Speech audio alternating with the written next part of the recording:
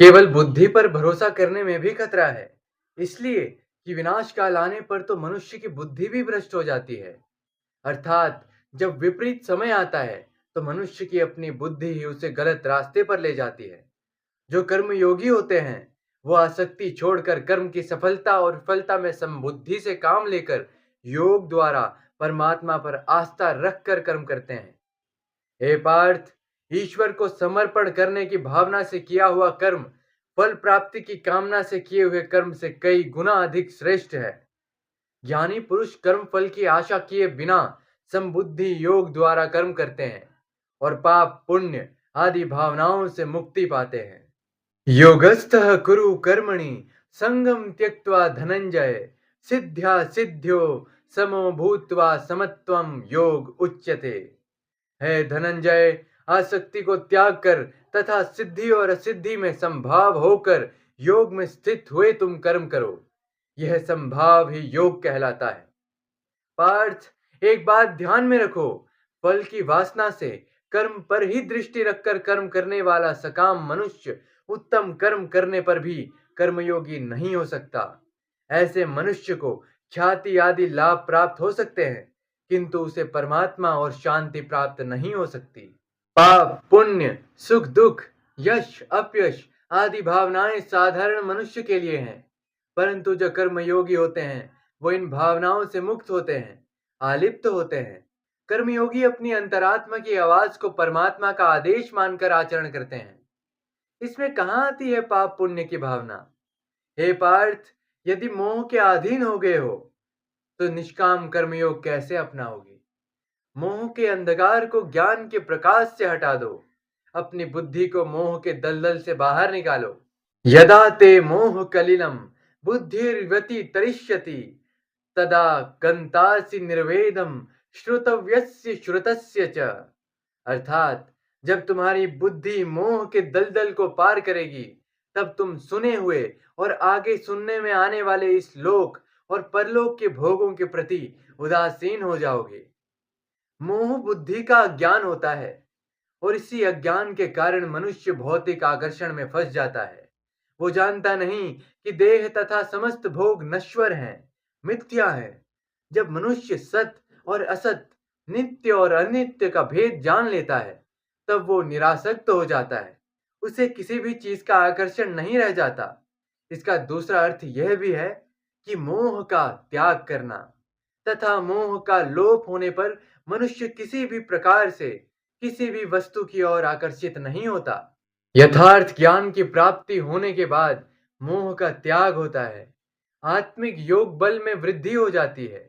योग बल के कारण मन स्थिर हो जाता है और स्थित प्रज्ञ होने के कारण मनुष्य का परमात्मा के साथ योग हो जाता है। दुख भोगते हुए भी जिसके मन में उद्वेग नहीं होता और ना ही जो सुख की लालसा रखता है तथा जिसके हृदय में क्रोध मोह भय आदि विकारों के लिए कोई स्थान नहीं होता, वो मनुष्य स्थित प्रज्ञ कहलाता है। दुखेष्वनुद्विग्न मनाः सुखेषु विगत स्पृहः वीतराग भय क्रोध स्थित धीर मुनि रुच्यते। अर्थात जिसका मन दुख में भी अविचल रहता है, जो सुख की लालसा नहीं करता तथा जो आसक्ति भय और क्रोध से मुक्त रहता है, वह स्थिर बुद्धि वाला मुनि कहलाता है। हे पार्थ, स्थित प्रज्ञ महापुरुष सुख दुख प्रत्येक अवस्था में आत्मिक शांति प्राप्त कर लेता है।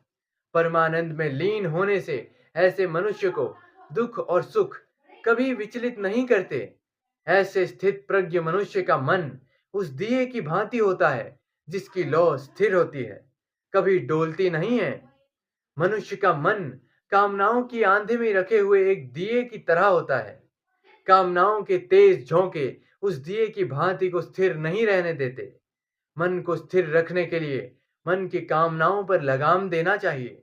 यदि कामनाओं को लगाम ना दी जाए तो एक ही कामना से दूसरी, फिर दूसरी से तीसरी कामना जन्म लेती रहती है और ये सिलसिला कभी खत्म नहीं होता।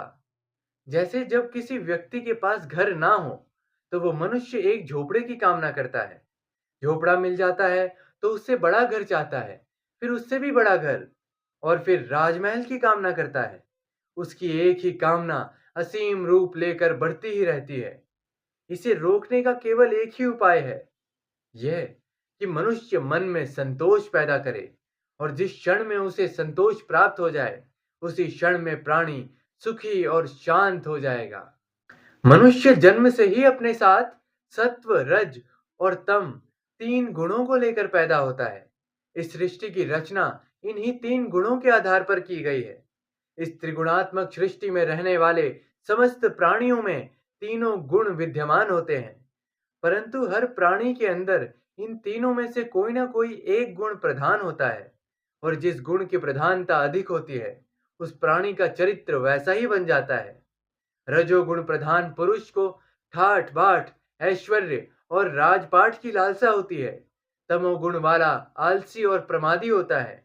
द्वेष, क्रोध जैसी नकारात्मक भावनाएं उसमें कूट कूट कर भरी हुई होती है, और सत्व गुण ही उत्तम गुण है। सात्विक मनुष्य सीधा और सच्चा होता है।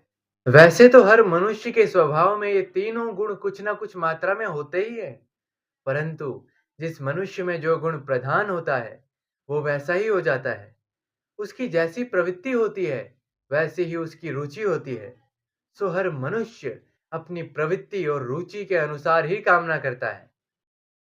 सर्व कामनाओं को सर्वथा जो तज डाले, जगत में रहे मुख जगत से मोड़ के,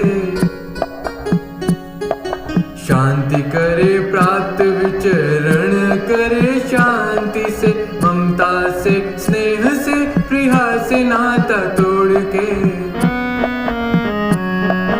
अर्जुन ऐसा योगी मोहित ना होता कभी, नैया ना डुबोता पतवार कहीं छोड़ के। अंत काल आने पर ऐसा स्थित प्रज्ञ योगी होता ब्रह्मलीन